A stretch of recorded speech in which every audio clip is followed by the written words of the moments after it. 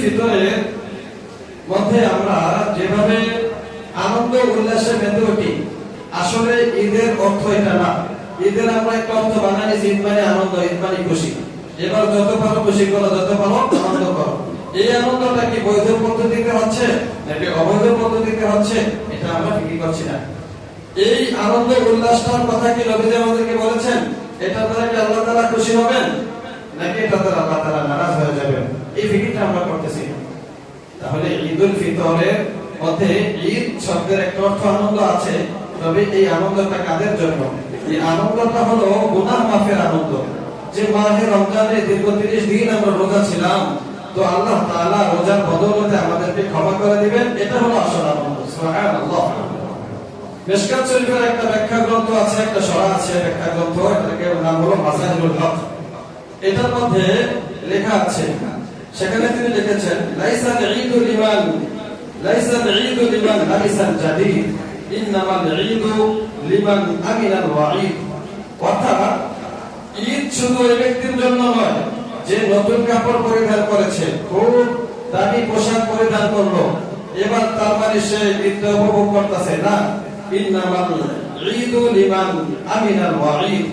ঈদ হলো কেবল ওই ব্যক্তির জন্য যে আল্লাহ তাআলার ভীতিকর অবস্থার যে সতর্ক বাণী আছে সেখান থেকে বাঁচতে পেরেছে, মানে আযাব গজব থেকে যে বাঁচতে পারলো, তার জন্য ঈদ, তার জন্য আনন্দ। এরপরে তিনি লেখেন, লাইসাল ঈদু লিমান রাকিবাল মাতায়া ইন্নামাল ঈদু লিমান তারাকাল খাতায়া।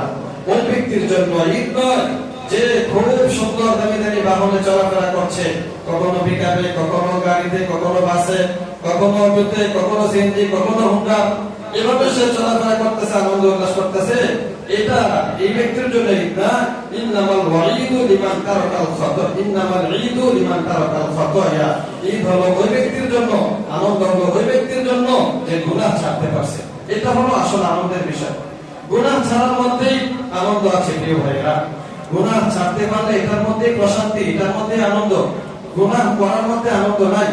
সাময়িক সময়ের জন্য মনে করতেছেন আনন্দ, ভালো লাগতেছে, উপভোগ করতেছি, তো কতক্ষণ এই আনন্দটা থাকে?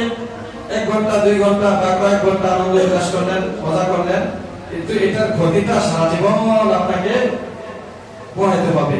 এই ক্ষতিটা সারা জীবন বহন করতে হবে। এটার জন্য যে ক্ষতি হয়ে গেছে আপনার ঈমানের ক্ষতি, আমলের ক্ষতি, বদনাম হয়ে গেছে। কোন কোন ক্ষেত্রে তো গুনাহটা অল্প সময়ের জন্য করেছেন, কিন্তু দেখা যাবে এটা যে একটা বদনাম, বদ আসর প্রভাব পড়েছে দুনিয়ার মধ্যেই, এই প্রভাবটা চলতে থাকে মৃত্যু পর্যন্ত, বেঁচে হতে থাকে। অমুকে কাজটা করলো কি, আরে অমুকের মতো লোকে এটা কি কাজ করলো, অমুকের বাপে এটা কি কাজ করলো, অমুকের ছেলে এটা কি কাজ করলো। আপনি তো 10 মিনিট গুনাহ করে মজা নিছেন, কিন্তু এই 10 মিনিটের সাজা সারা জীবন ভোগ করতে হইতাছে। তাহলে গুনাহ করার মধ্যে আরাম নাই, শান্তি নাই, বরং গুনাহ ছাড়ার মধ্যে শান্তি, গুনাহ ছাড়ার মধ্যে আনন্দ। প্রিয় ভাই, গুনাহ করে আমি আপনি মনে করি যে খুব আনন্দ উল্লাস আছে, ভালো করে ফেলেছি, আমার মনে হয় যে ভালো লাগতেছে, ভালো হবে, কিন্তু এটা একটা ফিকির করা উচিত যে এই গুনাহের মাধ্যমে রব তো নারাজ হয়ে যাচ্ছে, আর রব নারাজ হইলে, মালিক যদি নারাজ হয়ে যায়, তো এই লোকের আর কিসের আনন্দ? যে লোকের প্রতি তার মালিকই নারাজ, এই লোকের আর কিসের আনন্দ? এই লোকের আনন্দ সব বিফলে চলে যায়। এজন্য গুনাহ ছাড়ার মধ্যে হলো আসল কামিয়াবি, আসল সফলতা। রব্বুল আলামিন কোরআনুল কারীমে বিভিন্ন সময় বিভিন্ন বস্তুর কসম খেয়ে অনেক কথা বলেছেন, অনেক জিনিসের কসম করেছেন। এটা বান্দার জন্য জায়েজ নাই, বান্দা শুধু আল্লাহর নামে কসম করবে, কিন্তু আল্লাহ তাআলা বিভিন্ন সময় বিভিন্ন কিছুর কসম করেছেন। সূরা শামস একটা আছে, এটার মধ্যে প্রায় 11 বার আল্লাহ তাআলা কসম করেছেন। কসম করে শেষে আল্লাহ বলেন, ক্বাদ আফলাহা মান যাক্কাহা। এতগুলো কসম করার পরে আল্লাহ তাআলা বলেন, নিশ্চয়ই সফল হলো ওই ব্যক্তি যে ব্যক্তি নিজেকে আত্মশুদ্ধি করতে পেরেছে, নিজেকে সংশোধন করতে পেরেছে, গুনাহ থেকে বেঁচে থাকতে পেরেছে, এই লোকটা হলো সফল। ফামান যুহজিহা আনিন নারি ওয়া উদখিলাল জান্নাতা ফাকাদ ফাজ। যে ব্যক্তি তার নিজেকে জাহান্নাম থেকে বাঁচাইতে পারলো, সে হলো আসল সফল। তাহলে এইগুলোর দ্বারা আমরা বুঝতে পারি যে গুনাহ মুক্ত জীবন যাপন করা, এটার মধ্যে হলো সফলতা। গুনাহ মুক্ত জীবন যাপন করতে পারা, এটার মধ্যে হলো সফলতা, এটার মধ্যে হলো আনন্দ, এটার মধ্যে হলো উল্লাস। এর বিপরীতে গুনাহ যুক্ত জীবন যাপন করা, গুনাহ করে জীবনটা গুনাহে অতিবাহিত করে ফেলা, যদিও আপনি অনেক টাকা পয়সার মালিক হয়ে যান, কিন্তু আপনি সফল না, ব্যর্থ। কারণ গুনাহ সফল না, সে যত টাকা পয়সা বা যত ক্ষমতার মালিকই হোক না কেন, তার জন্য ক্ষতি, সামনে ভয়ঙ্কর অবস্থা আছে। এজন্য আজকে রাত্রে সন্ধ্যায় যখন সূর্য ডুবে যাবে, চাঁদ উঠে যাবে, শয়তান ছাড়া পাবে। হাদিসের মধ্যে আছে, ইদা দাখালা রমাদান সুলসিলাতি শায়াতিন, যখন রমজান শুরু হয়ে যায় তখন শয়তানকে শিকলে আবদ্ধ করা হয়, শয়তান আর ওয়াসওয়াসা দিতে পারে না। আজকে রাত্রে শয়তান আমার ছাড়া পেয়ে দেব, মাগরিবের সময় শয়তান ছাড়া পেয়ে দেব। কিভাবে বুঝবেন? দেখবেন এই রমজানও যারা ঠিকমতো নামাজ পড়তো, এই মাগরিবের পর থেকে আর এত লোক নাই, মুসল্লি নাই, কেমন যেন অনেক মুসল্লি আসার সময়। আবার দেখবেন বিভিন্ন ঘরে কি দেখছে, বাদাম শুরু হয়ে দেবো, সাথে বিভিন্ন জায়গায় নাচানাচি লাফালাফি শুরু হয়ে দেবো। এতদিন কিন্তু বন্ধ ছিল এগুলো। তাহলে শয়তানদের ছাড়া পাইব, এটা স্পষ্ট দেখা যাবে। তো আমরা যারা ইমানদার মুমিন মুত্তাকি আছি, আমরা শয়তান থেকে সতর্ক থাকতে হবে। আল্লাহ তাআলা আমাদেরকে বলেছেন, ইন্না শাইতানা লাকুম আদুউন মুবিন, শয়তান তোমাদের জন্য প্রকাশ্য শত্রু, দুশমন। এর থেকে তোমরা বিরত থাকো, দূরে থাকো। লা তাত্তাখিযুহু আদু ইত্তাখিযুহু আদুওয়া, শয়তানকে শত্রু হিসেবে গ্রহণ করিও, তাকে বন্ধু হিসেবে গ্রহণ করিও না। তো প্রিয় ভাই, আপনার আমার জীবনটা একটা লড়াইয়ের মধ্যে অতিবাহিত করতে হবে। শয়তানের সাথে যুদ্ধ করে জীবনটা চালাতে হবে। একেবারে কাপুরুষ হয়ে বসে থাকতে চলবে না, যার যখন মন চায় যেটা মন চায় শয়তানের যেটা বলে সেটাই করে ফেলা, এটা কোনো মুমিনের শান হতে পারে না। মুমিন তার পুরো জিন্দেগিটা নফস আর শয়তানের বিরুদ্ধে লড়াই করে কাটাবে, একেবারে মৃত্যু পর্যন্ত। কখনো নফস শয়তান তার উপরে বিজয় হয়ে যাবে, তাকে ধরাশয়ী করে ফেলবে, কখনো সে নফস শয়তানকে ধরাশয়ী করে ফেলবে। এভাবেই জীবনটা চালাতে হবে। একেবারে নিরাপদ আর কাপুরুষের মতো বসে থাকা যাবে না, যেটা মনে হচ্ছে সেটা করলাম না।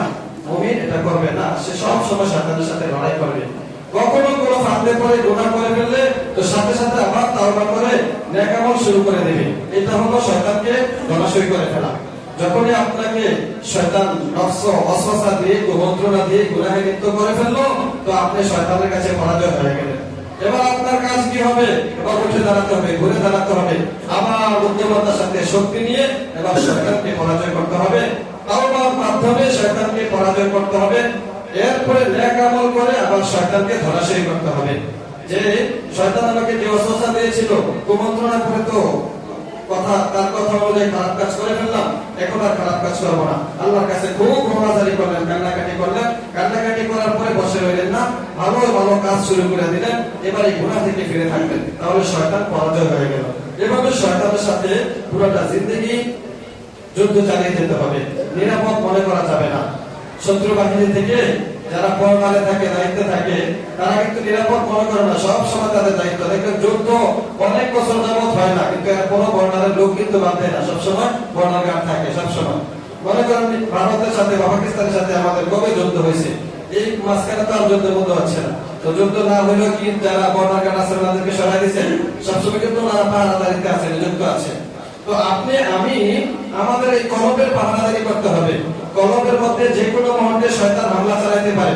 আপনি মনে করবেন না এটা যে আমি তো রমজানের পুরো এক মাস রোজা রেখে আব্দুল কাদের জিলানী হয়ে গেছি, ইতিকাফ করছি, দান সদকা মাশাআল্লাহ কম করছি না, এবার আমার সাথে কে লাগে, আমি তো ওয়াজিদ মুস্তাফি রাহমাতুল্লাহ আলাইহির মতো বুজুর্গ হয়ে গেছি। না, এটা মনে করার কোনো সুযোগ নাই। বরং আব্দুল কাদের জিলানী রাহমাতুল্লাহ আলাইহি সহ, ওয়াজিদ মুস্তাফি রাহমাতুল্লাহ আলাইহি সহ বড় বড় বুজুর্গরাও নিজেকে এভাবে নিরাপদ মনে করতেন না, তারাও শয়তানের সাথে এভাবে যুদ্ধ চালিয়ে যেতেন। তাহলে রমজান শেষে আমাদেরকে এই যুদ্ধটা ভালোভাবে চালাতে হবে। রমজানে আমরা যে একটা শক্তি অর্জন করেছি, আমরা শেষ রাত্রে উঠতে পেরেছি, তো রমজানের পরেও এই অভ্যাসটা ধরে রাখা, যে শেষ রাত্রে উঠবো। তাহাজ্জুদের সময় আমরা রমজানে উঠেছি, তো রমজানের পরেও তাহাজ্জুদ পড়বো, তাহাজ্জুদ পরে আমরা শয়তানকে ধরাশয়ী করে ফেলবো। তাহাজ্জুদ পড়তে না পারি, কমসে কম ফজরের নামাজটা হলেও পড়বো। কিন্তু দুঃখ আফসোসের বিষয় হলো এই আজকে রাত্রটা পরে যে ফজর সময় আসবো, এইটা মসজিদে পাওয়া যাবে না। দেখবেন তো আজকে চাদর পেতো, তো এই চাদরটার পরে যে এসা, তারপরে ফজর আসবে, ফজরের সময় 2 কাতার মসজিদে নিব, এরপরে আর মসজিদে নাই। কেন? এই 30 দিন তো আমরা ফজরের সময় পুরো বারান্দা বেড়ে গেছে, মাঝে মধ্যে দোকান হয়ে যাইতেছে, মাগরিবের সময় মসজিদে বেড়ে যায়, জোহর আসর সব সময় মাশাআল্লাহ মসজিদে বেড়ে গেছে। কিন্তু আমরা শয়তানের কাছে পরাজয় বরণ করে দেখা যাবে যে ওই এসা থেকেই শুরু হয়ে গেছে আমাদের শয়তানি। এই কাজটা যেন না হয় প্রিয় ভাই, আমরা সব সময় সোচ্চার থাকতে হবে, শয়তানের মোকাবেলা করার জন্য সব সময় প্রস্তুত থাকতে হবে, নফসের মোকাবেলার জন্য সব সময় প্রস্তুত থাকতে হবে। আগামীকাল ঈদুল ফিতরে আমরা আমাদের ছেলে মেয়েদের দিকে বিশেষ দৃষ্টি রাখবো। আমরা এখানে যারা মুরব্বী বাবারা আছি, আমরা আমাদের ছেলে মেয়েদের দিকে বিশেষ দৃষ্টি রাখবো। আমাদের এখানে যারা যুবক ভাইয়েরা আছেন, নিজেদের প্রতি আমরা অবিচার করব না, জুলুম করব না। গুনাহ করা মানে নিজের প্রতি জুলুম করে ফেলা, গুনাহ করা মানে নিজের প্রতি নিজে অবিচার করে ফেলা। পাগলও নিজের বুঝ বোঝে, নিজের বুঝ বোঝে না এরকম কেউ নাই, কিন্তু পাগলও সহজে নিজের ক্ষতি করতে চায় না। যত ব্যাকল আছে তারপরে দেখবেন সে নিজেরটা 16 আনা বোঝে। একজন ব্যাকল একবার কিছু বোঝে না, দিন দুনিয়া তার কাছ থেকে আপনি 10 টাকা আনতে ব্যবসাটা দেবো, কিন্তু সে নিজেরটা বোঝে। তো আবার অন্য দিক থেকে কামাইটা বেকারে টাকা পয়সা কামাবো এটা বোঝে না, কিন্তু নিজের বুঝটা অন্য দিক দিয়ে ভালো বোঝে। তো আমি আপনি কেন নিজেকে বুঝি না? আমি আপনি এখনো কেন নিজেকে চিনতে পারলাম না? নফস শয়তানের সাথে মোকাবেলা করে নিজের মর্যাদা নিজে বজায় রাখতে হবে। গুনাহ করতেছি মানে আমি নিজের মর্যাদা নিজে খোয়াইতেছি, গুনাহ করতেছি মানে আমি আমার রব থেকে দূরে সরে যাচ্ছি, গুনাহ করতেছি মানে আমি আমার রাসূল থেকে দূরে সরে যাচ্ছি, গুনাহ করতেছি মানে আমি বেইজ্জতির মালা গলায় পড়তেছি। নাফরমানি করার সময় ফিকির করা যে আমি গুনাহটা করবো, তো মানে আমি গলার মধ্যে একটা জোতার মালা ঝুলা দিলাম আর কি। তো জোতার মালা তো দেখা যায়, আমারটা দেখা যায় না, কিন্তু যে কোনো মুহূর্তে প্রকাশ পেয়ে যেতে পারে। গুনাহটা যে কোনো মুহূর্তে প্রকাশ পেয়ে যেতে পারে, এজন্য সতর্ক থাকা। বলতেছিলাম আমাদের ছেলে মেয়ে যারা যুবক আছে, যুবতী আছে, উঠতি বয়সের বা প্রাপ্ত বয়স্ক হয়ে গেছে, আমরা আমাদের ছেলে মেয়েদেরকে একটু বিশেষ দৃষ্টি রাখবো, তাদেরকে নাফরমানিতে লিপ্ত হতে দিব না। প্রিয় ভাই, যুবক ভাইয়েরা এবং মাইকের আওয়াজ যতদূর যাচ্ছে আমার বোনেরা, আগামীকালকে দেখা যায় এই মাহে রমজান আমার অনেক মা বোনেরা নামাজ পড়েছেন, তেলাওয়াত করেছেন, জিকির করেছেন, তাসবিহ কদর করেছেন, সব ইবাদত বন্দেগী ভালো করে করেছেন। কিন্তু কি হলো, চালুটার পরে যে শয়তান ছাড়া পাইছে, এবার দেখা যায় পরের দিন ঈদের দিন আবার বেপরদা হয়ে বের হয়ে ঘোরাফেরা শুরু করে দিয়েছে। এই মেয়েটা কিন্তু রমজানে করে তেলাওয়াত করছে, ঘর থেকে বের হয় নাই, 2 খতম কোরআন শরীফ পড়ছে, 3 খতম কোরআন শরীফ পড়ছে, তাসবিহ পড়ছে, রোজা রাখছে, কত কষ্ট করে রমজানের রোজাগুলো রাখছে, কিন্তু দেখা যাচ্ছে ঈদের দিন আসলে এভাবে বেপরদা হয়ে ঘোরাফেরা শুরু করছে। আমার প্রিয় বোনেরা, এভাবে বেপরদা হয়ে ঘোরাফেরার মধ্যে আনন্দ নাই, এটার মধ্যে বেইজ্জতি, এটার মধ্যে জিল্লতি, এটার মধ্যে লাঞ্ছনা, এটার মধ্যে কোনো আনন্দ নাই। বরং হাদিসের মধ্যে অভিশাপ আছে এই সমস্ত মেয়েদের জন্য যারা রাস্তাঘাটে চলে আর নিজেদেরকে মানুষ যেন নিজেদেরকে দেখে এই সুযোগ করে দেয়। قال رسول الله صلى الله عليه وسلم نساء كاسيات عاريات مميلات مائلات لا يدخلن الجنة ولا يجدن ريحها। নবীজি সাল্লাল্লাহু আলাইহি ওয়াসাল্লাম হাদিস মুসলিম শরীফের মধ্যে এসেছে 5475 নম্বর হাদিস। নবীজি সাল্লাল্লাহু আলাইহি ওয়াসাল্লাম বলেন, ওই মেয়েরা, ওই মহিলারা যারা পোশাক পরেও উলঙ্গ, তাদের উপরে আল্লাহর লানত। পোশাক পরা অবস্থায় উলঙ্গ মানে অর্থাৎ পোশাক পরেছে কিন্তু পুরোপুরি ভাবে পরে নাই, তার কিছু অংশ দেখা যাচ্ছে শরীরে, বা তার প্রতি মানুষ আকৃষ্ট হচ্ছে। মা ইলাতুন, সে নিজেও আরেকজনের প্রতি আকৃষ্ট হয়, মুমিনাতুন, আবার আরেকজন পুরুষকে তার প্রতি আকৃষ্ট করে। তো এই মেয়েদের উপরে আল্লাহ তাআলা লানত, আল্লাহ তাআলার অভিশাপ। লা ইয়াদখুলুল জান্নাতা, এই মেয়েরা জান্নাতে প্রবেশ করবে না। ওয়ালা ইয়াজিদুনা রিহা, তারা জান্নাতের ঘ্রাণও পাবে না। অথচ হাত্তা মাসির ওয়া কাযা ওয়া কাযা হাদিসের মধ্যে আছে যে জান্নাতের ঘ্রাণ অনেক দূর থেকে, শত শত মাইল দূর থেকে পাওয়া যায়, কিন্তু এই বেপরদায় চলার কারণে তারা জান্নাতের ঘ্রাণও পাবে না। তার মানে জান্নাত থেকে তারা কত দূরে থাকবে। তো আমার প্রিয় ভাই যারা আছে, আমাদের সবার ঘরেই মা বোন আছে, মেয়েরা আছে, আমরা সতর্ক হয়ে যাব। আমরা কেন শয়তানের সাথে বন্ধুত্ব করতে যাব? শয়তান আমাদের কি দেয়? এই শয়তান আমাদের কি উপকারটা করে বলেন তার সাথে বন্ধুত্ব করতে হবে? এর বিপরীতে আল্লাহ আমাদের কত কিছু দিয়ে রাখছেন। আল্লাহ তাআলা আমাদেরকে প্রতিটা মুহূর্তে কত অনুগ্রহ করছেন, কত নিয়ামত ভোগ করতেছি আমরা। প্রতিটা নিয়ামতের হিসাব করলে আমাদের যে টাকা অনুযায়ী হিসাব করলে তো এই ঋণ আমরা শোধ করতে পারবো না। টাকার হিসাব বাদ দিলে তো ভিন্ন কথা। এক গ্লাস পানি যদিও আমরা দোকান থেকে 10 টাকা 15 টাকায় পানির বোতল একটা পেয়ে যাই, কিন্তু দোকানের পানিও যদি বন্ধ হয়ে যায়, তাহলে আল্লাহ তাআলা যদি পানি না দেন তখন দেখা যাবে পানির দামটা কত বেশি। তাহলে এরকম প্রতিটা নিয়ামত আল্লাহ তাআলার পক্ষ থেকে আমরা ভোগ করতেছি। বন্ধু বানালে তো আল্লাহ তাআলাকে বানানো উচিত। বন্ধু যদি বন্ধুত্ব করতে হয় আল্লাহ তাআলার সাথে করা উচিত, সম্পর্ক রাখতে হলে আল্লাহ তাআলার সাথে রাখা উচিত। শয়তানের সাথে কেন সম্পর্ক রাখতে যাব প্রিয় ভাই? এজন্য শয়তানকে শত্রু হিসেবে গ্রহণ করা। যখনই মনে করবেন আপনার একটা খারাপ কাজ করার ইচ্ছা হচ্ছে, তার মানে শয়তান আপনাকে কুমন্ত্রণা দিচ্ছে, এটা বুঝতে হবে। যখনই আপনি নিজের বিবেকে ধরবে যে আমি তো এই কাজটা করতেছি, এটা তো নিষেধ, তো বুঝতে হবে যে আমি শয়তানের কুমন্ত্রণে পড়ে গেছি অলরেডি, এজন্য আমাকে ফিরে আসতে হবে, এই কাজটা করা যাবে না। আমার যুবক ভাইয়েরা অনেকে ঈদের দিন আসলে পিকাপি চলে, এভাবে দেখছেন বাজায় কি বক্স বাজায় নাচ গান করতে থাকে, রাস্তাঘাটে একবার যায় একবার আসে, একবার যায় একবার আসে। এইভাবে নাচানাচি লাফালাফি ফালাফালির মধ্যে কোনো সফলতা নাই। এটা আনন্দ না প্রিয় ভাই, এটার মধ্যে গজব আছে, যে কোনো মুহূর্তে গজব আসতে পারে। এটার মধ্যে বন্ধ আছে, মুরব্বীরা বন্ধ দেয়।